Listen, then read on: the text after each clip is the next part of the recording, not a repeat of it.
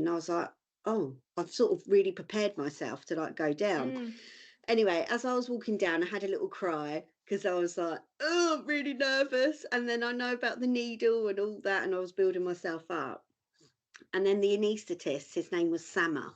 He was amazing, really good. And he was like, look, I'm not going to do anything without you knowing. If you feel anything uncomfortable, tell me straight away and I will stop. La la la.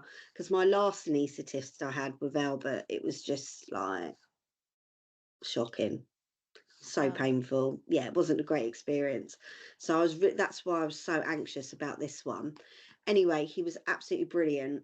Now I remember at the beginning of the op, he sort of said to me, oh, you know, are you comfortable? Do you trust me? How much do you trust me on a scale of 1 to 10? Like trying to be like jokey with me. And I looked at him, I went, 5, 6.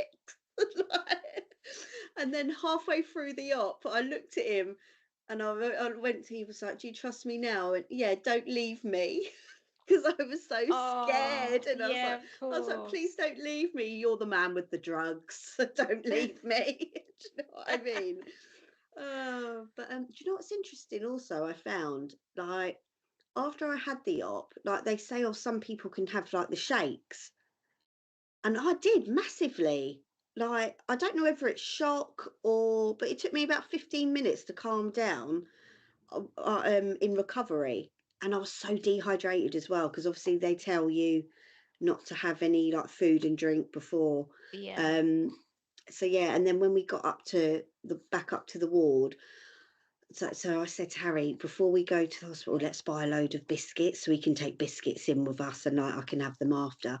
And we literally sat there with like packets of biscuits and tea and just like scoffed them.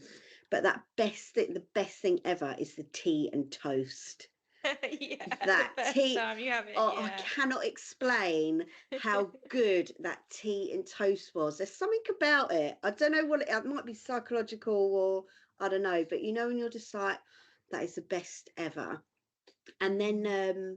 so Kate went home and then Harry stayed with me overnight, obviously to help. And Harry's mum was at home helping with Albert. So I knew Albert was covered, so that's Yeah. fine. And then it was interesting because there was a lady next to us where her partner had to go home in the evening to look after their little boy, and I could hear her getting upset, but like in the night, because obviously you're tired.